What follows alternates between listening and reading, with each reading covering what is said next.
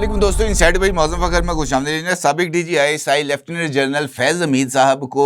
مختلف الزامات کے تحت 14 سال قید کی سزا سنا دی گئی ہے۔ آج فیلڈ جنرل کورٹ مارشل کی طرف سے جو فیصلہ ہے اس کا اعلان کر دیا گیا ہے، اور آئی ایس پی آر کی طرف سے اس فیصلے کے حوالے سے ایک پریس ریلیز کا اجرا بھی کیا گیا ہے، جس میں اس فیصلے کا اعلان کرتے ہوئے یہ بات کہی گئی ہے کہ جنرل فیض حمید کے خلاف جن الزامات کے تحت کارروائی کی جا رہی تھی، چاہے وہ اختیارات کا غلط استعمال ہو، ٹاپ سٹی کیس ہو، آفیشل سیکریٹ ایکٹ ہو، یا بعد از ریٹائرمنٹ سیاسی معاملات میں مداخلت ہو، یہ تمام کے تمام الزامات جنرل فیض حمید کے اوپر نہ صرف ثابت ہو گئے ہیں، بلکہ ان الزامات کے ثابت ہونے کے بعد جنرل فیض حمید کو 14 سال قید بمشقت کی سزا سنائی گئی ہے۔ اور اس پریس ریلیز میں اس بات کا اعلان بھی کیا گیا ہے کہ اس سزا پر عمل درآمد کا جو شروع ہوگا وہ 11 دسمبر سے ہوگا، اور جنرل فیض حمید کے پاس اس فیصلے کے خلاف اپیل کا حق بھی موجود ہے۔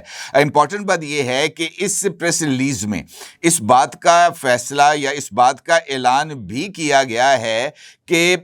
اس کیس کے اندر جو دیگر معاملات ہیں ان کو بعد ازاں دیکھا جائے گا۔ یعنی مجھے ایسے لگتا ہے کہ اس کیس کے اندر یہ جو خاص طور پر آفیشل سیکریٹ ایکٹ اور سیاسی معاملات میں مداخلت ہے، اس کیس کے اندر یعنی ان الزامات کے اندر وہ تمام لوگ جو کسی نہ کسی طریقے سے جنرل فیض حمید کے ساتھ آفیشل سیکریٹ ایکٹ کی خلاف ورزی یا سیاست میں مداخلت کے حوالے سے جنرل فیض حمید کے ساتھ ملوث تھے، ان کے خلاف بھی کارروائی کی جائے گی، اور وہ کارروائی بھی یہ جو ہے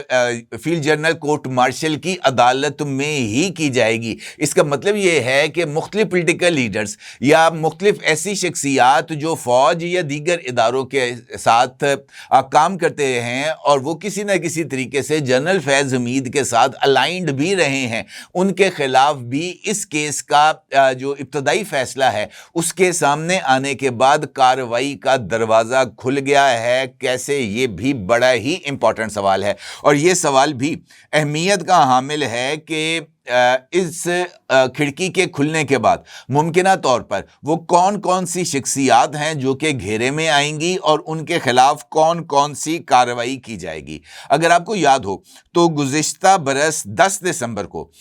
پاکستانی فوج کے ترجمان نے اپنے ایک بیان میں بتایا تھا کہ 12 اگست 2024 کو پاکستان کی آرمی ایکٹ کی متعلقہ دفعات کے تحت لیفٹیننٹ جنرل فیض حمید کے خلاف فیلڈ جنرل کورٹ مارشل کی کارروائی شروع کرتے ہوئے انہیں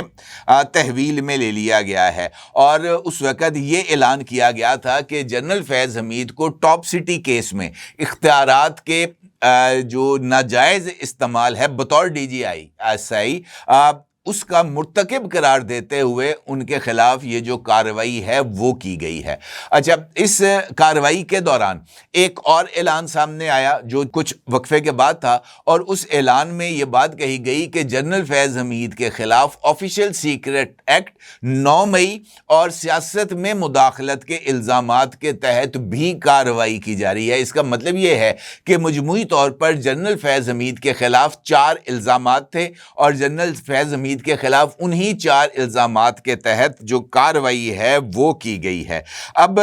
جس طریقے سے میں نے آپ کی خدمت میں عرض کیا ہے کہ field general court marshal K عمل کے دوران ملک میں انتشار بدامنی سے متعلق پرتشدد واقعات میں، خاص طور پر 9 مئی کے واقعات میں جنرل فیض حمید کے ملوث ہونے سے متعلق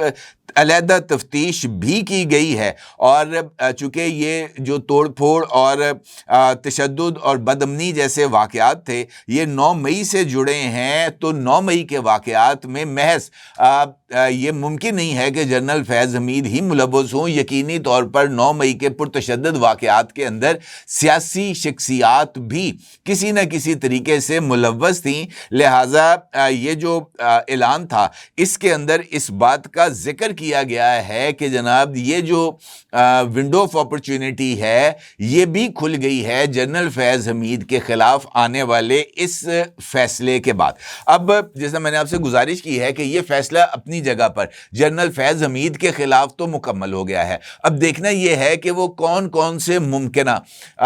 کردار ہیں سازش کے جو اب سامنے آئیں گے۔ اگر میں آپ سے یہ کہوں کہ حالیہ دنوں میں اس کے چند اشارے بھی سامنے آئے ہیں تو یہ کہنا کچھ زیادہ غلط نہیں ہوگا۔ D G I S P R lieutenant general Ahmad Sharif صاحب کی پریس کانفرنس کو محض سیاسی پریس کانفرنس قرار دینا درست نہیں ہوگا۔ مجھے ایسے لگتا ہے جیسے D G I S P R کی اس پریس کانفرنس میں جس طریقے سے نام لیے بغیر عمران خان کے اوپر تنقید کی گئی تھی، وہ انفیکٹ اس بات کا واضح طور پر اشارہ تھا کہ جنرل فیض حمید کے خلاف 9 مئی کے واقعات میں ہونے والی کارروائی کا اگلا نشانہ عمران خان بنیں گے، بالکل ایسے ہی جیسے رانا ثناء اللہ صاحب جو کہ وزیر اعظم پاکستان کے سیاسی امور کے مشیر بھی ہیں، انہوں نے اپنی ایک میڈیا ٹاک میں عمران خان کے خلاف سنگین غداری کے تحت کارروائی کو خارج از امکان قرار نہیں دیا، اور ان کا یہ کہنا تھا کہ 9 مئی کے واقعات اس طرح کے واقعات ہیں جہاں سے عمران خان کو کسی بھی صورت معافی ملنے کا امکان نہیں ہے۔ آج صبح ہی رانا ثناء اللہ نے ہی جیو پاکستان کے مارننگ شو میں اظہار خیال کرتے ہوئے کہا کہ جب تک عمران خان 9 مئی اور فوج کے خلاف اپنے بیانات کو واپس نہیں لیتے اور دل سے اس پر معافی نہیں مانگتے، عمران خان کے لیے کسی طرح کی کوئی گنجائش پیدا نہیں ہوگی۔ تو اس کا مطلب یہ ہے کہ یہ ریاست پاکستان کا ایک سٹیٹڈ ورژن ہے جو کہ رانا ثناء اللہ کی طرف سے سامنے آیا۔ اس کا مطلب یہ ہے کہ عمران خان کے خلاف ممکنہ طور پر جو سنگین غداری کے الزام کے تحت کارروائی چلائی جائے گی، اس میں جنرل فیض حمید کا فیصلہ اس کیس کا، جس میں انہیں سیاسی شخصیات کے ساتھ 9 مئی کے وارداتوں کے اندر ملوث ہونے کے جرم کا مرتکب قرار دیا گیا ہے، اور وہاں پر پیش ہونے والے شواہد کو اس کی بنیاد بنایا جائے گا کہ یہ انفیکٹ فوج کے خلاف ایک بغاوت پیدا کرنے کی کوشش تھی، جس میں فوج کے رینکس اینڈ فائلز کو اپنی ہی چیف کے خلاف اکسا کر بغاوت کرنے پر مجبور کرنا تھا۔ اس میں عمران خان اور جنرل فیض حمید دونوں ہی ایک ہی سکے کے دو رخ تھے، اور جنرل فیض حمید کے خلاف چونکہ کارروائی کورٹ مارشل کی ملٹری کورٹ میں ہو گئی ہے، لہٰذا عمران خان چونکہ ایک سویلین شخصیت ہیں اور فوج میں بغاوت کرانا پاکستان کے دستور کے مطابق ایک قابل تعزیر جرم ہے، اور یہ جو جرم ہے یہ سنگین بغاوت کے زمرے میں آتا ہے، لہٰذا عمران خان کے خلاف یہ کارروائی کی جائے گی۔ یہ بات مجھے کافی حد تک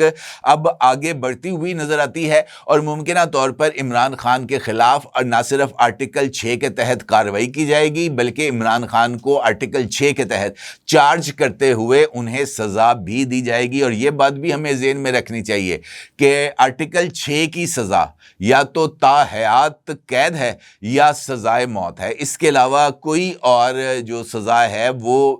سنگین غداری کے تحت نہیں دی جاتی۔ اسی طریقے سے جو مختلف شخصیات ہیں سیاسی، میں نے مختلف جو اپنے ویلاگز ہیں ماضی میں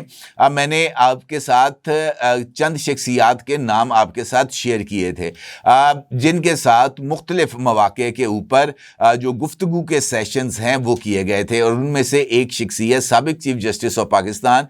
ثاقب نثار بھی تھے، اور ثاقب نثار کے ساتھ ملاقاتوں کے حوالے سے نہ صرف جنرل فیض حمید بلکہ جنرل قمر جاوید باجوہ نے بھی اس بات کی تصدیق کی تھی کہ وہ بعد از ریٹائرمنٹ بھی جو ثاقب نثار ہیں ان کے ساتھ رابطوں میں رہے تھے۔ تو مجھے ایسے لگتا ہے کہ آنے والے دنوں میں پاکستان تحریک انصاف کی کئی اہم شخصیات بھی عمران خان کے ساتھ 9 مئی کے ذریعے فوج میں بغاوت کرانے کے الزام کے تحت نہ صرف چارج ہوں گے بلکہ ان کو اس کے ساتھ ساتھ جو دیگر جو ان کا جو پولیٹیکل سپیس ہے اس کے اوپر بھی قدغنیں لگائی جائیں گی، اور یہ جو کیس ہے جیسے ہی اس کا مکمل فیصلہ سامنے آئے گا تو اس بات کی وضاحت ہو جائے گی کہ جنرل فیض حمید کو جو الزامات ہیں ان میں کس کس بنیاد کے اوپر کتنی سزا دی گئی ہے۔ یہ تمام چیزیں انشاءاللہ ثابت ہو جاتی ہیں، اور جیسے ہی اس کیس کا تفصیلی فیصلہ سامنے آئے گا تو پھر اس میں سے مزید تفصیلات بھی میں انشاءاللہ آپ کے ساتھ شیئر کروں گا۔ اپنی رائے کا ضرور اظہار کیجیے گا۔ آپ کا بہت شکریہ۔ اللہ حافظ۔ کیا آپ ایک بزنس اونر ہیں اور چاہتے ہیں کہ آپ کا برانڈ زیادہ سے زیادہ لوگوں تک پہنچے؟ ہمارے پاس ہے آپ के लिए एक बेहतरीन मौका। हमारे YouTube चैनल पर रोजाना हजारों लोग वीडियोस देखते हैं। ये वही लोग हैं जो बाखबर, बाशऊर और फैसला करने वाले हैं। अब आप अपने बिजनेस को बराह रास्त हमारे YouTube चैनल पर प्रमोट कर सकते हैं। प्रोडक्ट प्लेसमेंट और स्पॉन्सर्ड सेगमेंट्स के जरिए आप अपने ब्रांड को लाखों पोटेंशियल कस्टमर्स तक पहुंचा सकते हैं। तो देर किस बात की, आज ही अपने बिजनेस को नए लेवल पर ले जाएं। For more information call us 923338122280।